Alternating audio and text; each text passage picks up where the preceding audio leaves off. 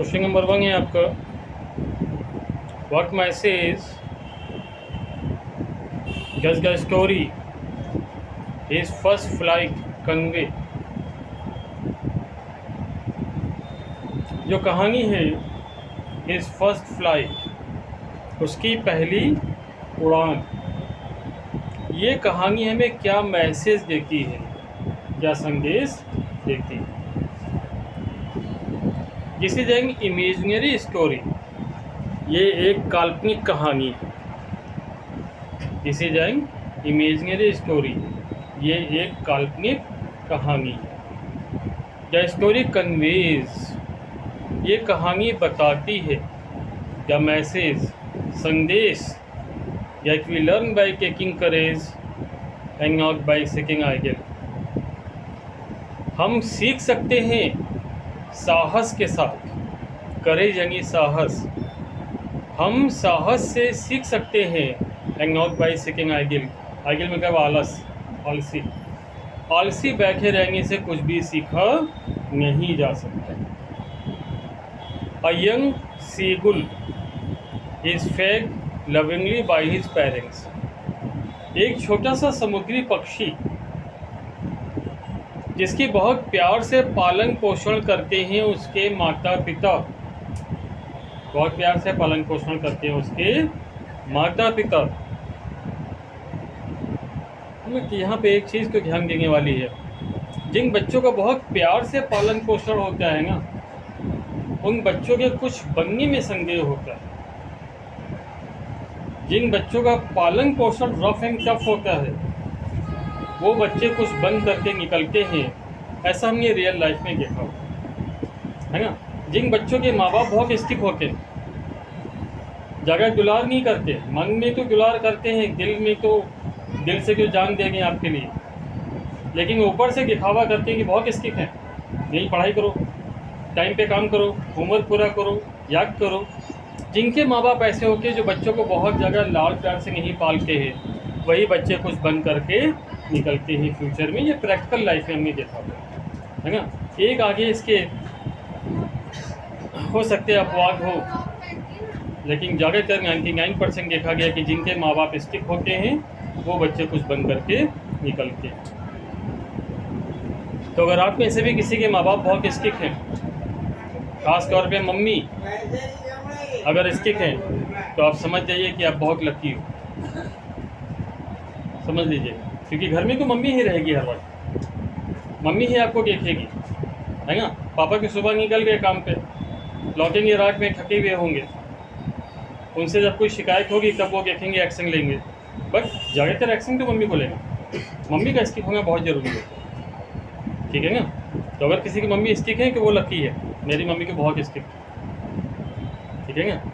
और वो पूरा केयर करती थी, पूरा देखभाल करती थी कि हम टाइम पे काम कर रहे हैं, नहीं कर रहे हैं, स्कूल जा रहे हैं, नहीं जा रहे हैं, कोचिंग जा रहे हैं, नहीं जा रहे हैं, है ना।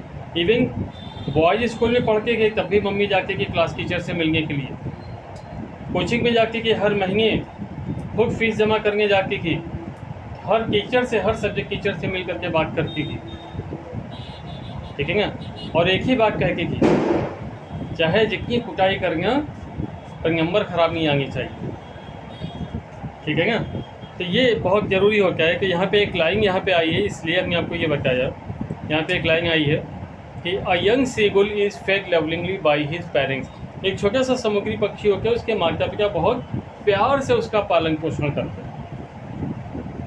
But when it was his turn to fly he got scared, लेकिन जब उसकी उड़ने की बारी आती है तो वो घबरा जाता है। स्केयर्ड डर जाना, घबरा जाना।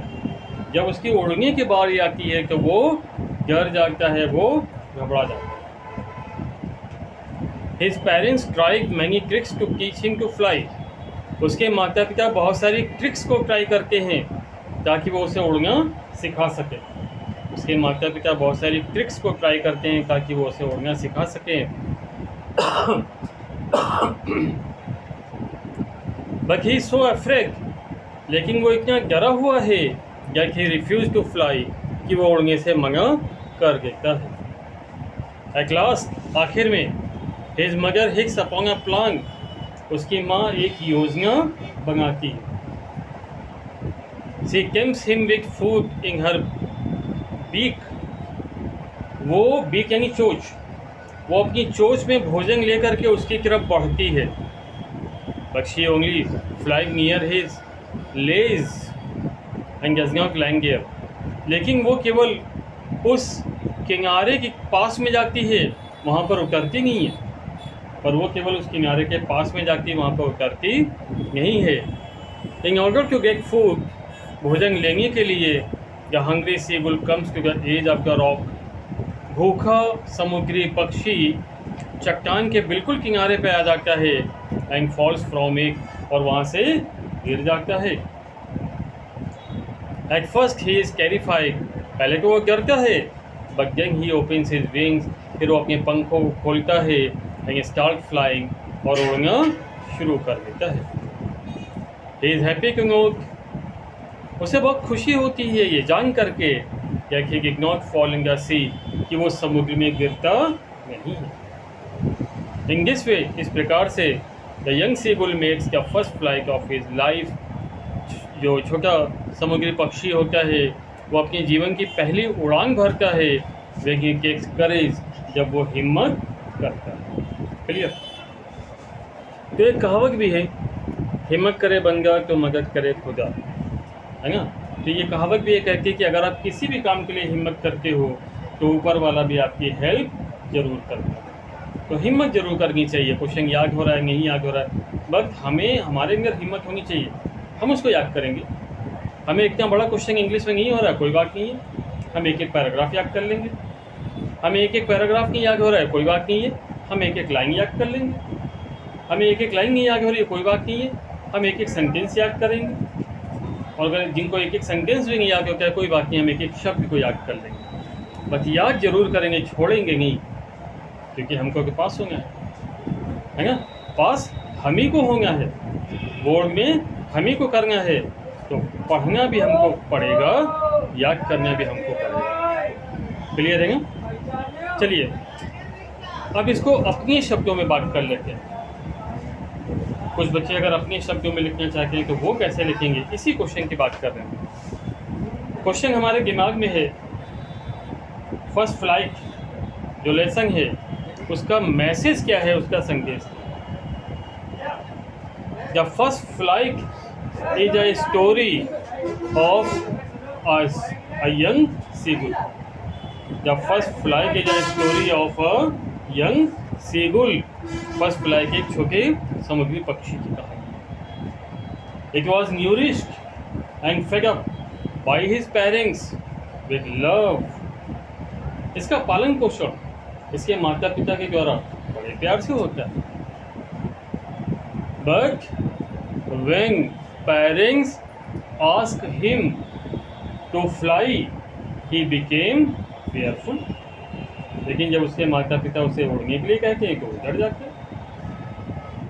He was so afraid that he refused to fly।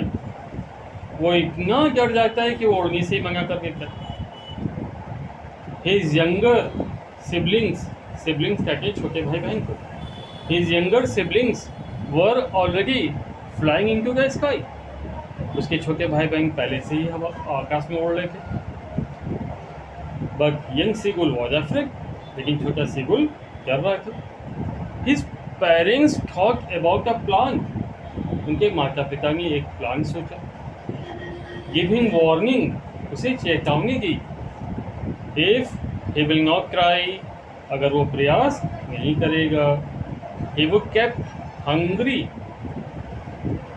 उसे भूखा रखा जाएगा। And all the other family members left him, और सारे दूसरे परिवार के जो मेंबर्स थे वो उसे छोड़ गए। Next day the young seagull found himself alone on the edge of the rock. अगले दिन चट्टान की किनारे पर वो सीगुल अपने आप को अकेला पाता है। His parents and his siblings were on the another rock. उसके पेरेंट्स, उसके जो सिबलिंग्स होते हैं छोटे भाई बहन, वो दूसरे चट्टान पर होते हैं। There was endless ocean between two rocks। उन दोनों चट्टानों के बीच में कभी ना खत्म होने वाला समुद्र होता है। The mother make a plan to teach the young seagull fly. माँ जो होती है वो छोटे सीगुल को उड़ना सिखाने के लिए एक प्लान बनाती है। She caught fish from the ocean into her beak. वो अपनी चोंच में मछली पकड़ती है समुद्र से। And flew near the young seagull, और उड़ करके जाती है यंग सीगुल के करीब। बट शी स्टॉप गियर, पर वो वहाँ पे रुक जाती है। The young seagull was very hungry. Young seagull का बहुत भूखा था। ही लिफ्ट ऑन द फिश। वो मछली पर झपट्टा मारता है। And fell down from the rock, और उस चट्टान से गिर जाता है। फर्स्टली ही अफ्रेड समहाउ, पहले भी थोड़ा डरता है। Then he opens his wings, फिर अपने पंखों को खोलता है। And flew away into the sky, और आसमान में उड़ जाता है। It was his first fly, ये उसकी पहली उड़ान थी। The message we learn from the story, इस कहानी से हमको जो मैसेज मिलता है, इस गैग वो इस प्रकार से we can achieve success in our life with courage. साहस से हम अपने जीवन में सफलता को प्राप्त करें। क्लियर हो गया? बुक से अलग भी बता दिया और बुक का भी समझा दिया, है ना? तो आप सुन करके इसकी प्रैक्टिस कर सकते हो। अगले क्वेश्चन पर हम लोग मूव करेंगे, और अगला क्वेश्चन है हमारा क्वेश्चन नंबर 6 लॉन्ग में। How did the pilot of the black aeroplane help the pilot of the old Dakota to land safely at the airport? किस प्रकार से ब्लैक एरोप्लेन के पायलट ने सहायता करी थी ओल्ड डकोटा के पायलट को एयरपोर्ट पर सुरक्षित उतरने में? पहले बुक का मैकर देखेंगे। The pilot of the old Dakota was lost in the black storm clouds. Old Dakota का पायलट काले तूफानी बादलों में खो गया था, लॉस्ट हो गया था। He could see nothing outside his plane. उसे अपने यान के बाहर, वायुयान, उसे अपने वायुयान के बाहर कुछ भी दिखाई नहीं दे रहा था। Suddenly, he spotted another plane. अचानक से उसे एक और एरोप्लेन दिखाई पड़ता है। It had no lights on its wings. उसके पंखों पर कोई भी लाइट नहीं लगी हुई थी। The pilot of the plane signal Dakota pilot to follow him. उस प्लेन के पायलट ने डकोटा पायलट को सिग्नल दिया, फॉलो मी, मेरे पीछे पीछे आओ। The plane turn towards the north, और वो प्लेन जो था वो उत्तर की तरफ मुड़ गया। जब डकोटा पायलट फॉलो गए, डकोटा पायलट ने उसके पीछे पीछे अनुगमन किया। आफ्टर एन आवर, 1 घंटे के बाद, the first pilot was left with fuel for just about 5 minutes. जो पहला वाला पायलट था उसके पास केवल 5 मिनट का ही फ्यूल बचा हुआ था। फ्यूल मतलब ईंधन, पेट्रोल। ही वॉज फ्राइटिंग, वो डरा हुआ था। Then the black aeroplane started moving down. तभी ब्लैक एरोप्लेन ने नीचे उतरना शुरू कर दिया। जब डकोटा प्लेन फॉलो गई, डकोटा प्लेन उसके पीछे पीछे उतरा। And finally came out of the clouds, और आखिर में वो बादलों से बाहर निकल आया। Just ahead of him the Dakota pilot saw the lights on the runway. तभी उसने देखा, डकोटा पायलट ने देखा कि रनवे पर लाइट्स जल रही हैं। But the black aeroplane which he had followed just disappeared. लेकिन वो ब्लैक एरोप्लेन जिसके पीछे पीछे वो आया था वो तो गायब हो गया। क्लियर? अब देखते हैं इसी क्वेश्चंस को अगर आप अपने शब्दों में लिखना चाहते हो तो कैसे लिखोगे। देखो, जब भी किसी क्वेश्चन के आंसर को हम लोग अपने शब्दों में लिखते हैं तो सबसे पहले उसकी एक बैकग्राउंड, एक कहानी तैयार करते हैं, है ना। और कहानी ये है कि डकोटा एरोप्लेन का जो पायलट होता है वो काले बादलों के बीच में एक तूफान में फंस जाता है। तभी उसे एक और दूसरा पायलट दिखाई पड़ता है, दूसरा एरोप्लेन दिखाई पड़ता है। वो एरोप्लेन ब्लैक कलर का होता है, ब्लैक एरोप्लेन। ब्लैक एरोप्लेन इसलिए कहा गया क्योंकि उसके पंखों पर कोई लाइट नहीं जल रही थी। वो ब्लैक एरोप्लेन का जो पायलट था उसने डकोटा एरोप्लेन के पायलट को इशारा किया, मेरे पीछे पीछे आइए। डकोटा एरोप्लेन का पायलट उसके पीछे पीछे चल गया। करीब करीब 1 घंटे के बाद डकोटा एरोप्लेन के पायलट के पास केवल 5 मिनट का पेट्रोल बचा हुआ था। तभी ब्लैक एरोप्लेन ने नीचे उतरना शुरू कर दिया। डकोटा एरोप्लेन के पायलट ने उसको फॉलो किया। सामने उसको दिखा रनवे, जहाँ पे लाइट जल रही थी। वो रनवे पे उतर तो आया पर वो ब्लैक एरोप्लेन तो गायब हो गया था। क्लियर? कहानी पूरी हो गई यहाँ पे। अब इसी को अपने शब्दों में लिखेंगे।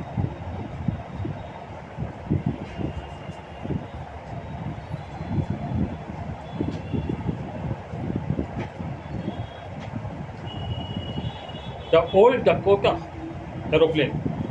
The old Dakota aeroplane was stuck into the black clouds of a storm. The old Dakota aeroplane stuck into the black clouds of the storm. He was unable to see anything. There was total darkness. He was confused because he has lack of fuel also. He had no proper plan where to go back or to move forward. At the same time, he saw another aeroplane,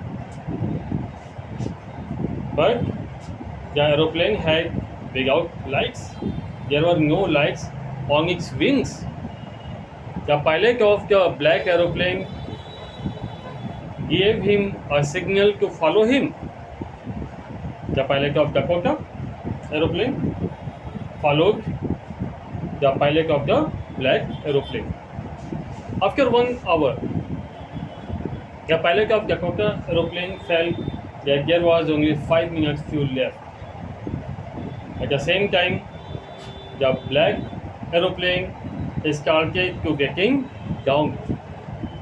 The pilot of Dakota aeroplane saw the lights on the runway just in front of him. He came down on the runway safely, but the black aeroplane was disappeared. Clear? आगे सुनने सभी को। तो इस तरह से हम लोग किसी भी क्वेश्चंस की स्टोरी को क्रिएट करके फिर उसे अपने शब्दों में लिख सकते हैं। क्लियर है क्या? तो जितने भी बच्चे हैं कोशिश ये करिएगा कि आप लोग जो बुक का है उससे एक बैकग्राउंड स्टोरी ले लीजिए, एक कहानी ले लीजिए जो बुक का मैटर है ना। और उसके बाद सेंटेंसेस को सुनिएगा ज़रूर ध्यान से, ताकि ग्रामेटिकल मिस्टेक्स ना होने पाए। ठीक है, सेंटेंस को ध्यान से सुनना है और एक एक सेंटेंस से एक एक पैराग्राफ करके उसकी प्रैक्टिस आपको कर लेनी है। क्लियर है? जो इंग्लिश मीडियम के बच्चे हैं जिनकी इंग्लिश अच्छी है वो तो आराम से कर सकते हैं, और जो हिंदी मीडियम के बच्चे हैं जिनकी इंग्लिश उतनी अच्छी नहीं है वो पूरी रोटी मत खाओ, छोटे छोटे कौर करके खा लो। कौन पूरी रोटी खा के एक साथ? क्लियर है ना? इंग्लिश मीडियम के बच्चे खा सकते हैं, कोई दिक्कत नहीं है। ठीक है, क्योंकि उनका तो बेस इंग्लिश मीडियम का ही होता है अगर उनकी इंग्लिश अच्छी है तो। और हिंदी मीडियम जिनकी इंग्लिश अच्छी नहीं है थोड़ा थोड़ा करके कर लो, क्या दिक्कत है ना। एक एक करके भी सीखोगे ना तो 100 बार में 100 नंबर का सीख जाओगे। क्लियर? बाकी 100 बार प्रयास करने की ज़रूरत है। समझ आ गया होगा सभी को। नेक्स्ट सब्जेक्ट पे मूव करेंगे।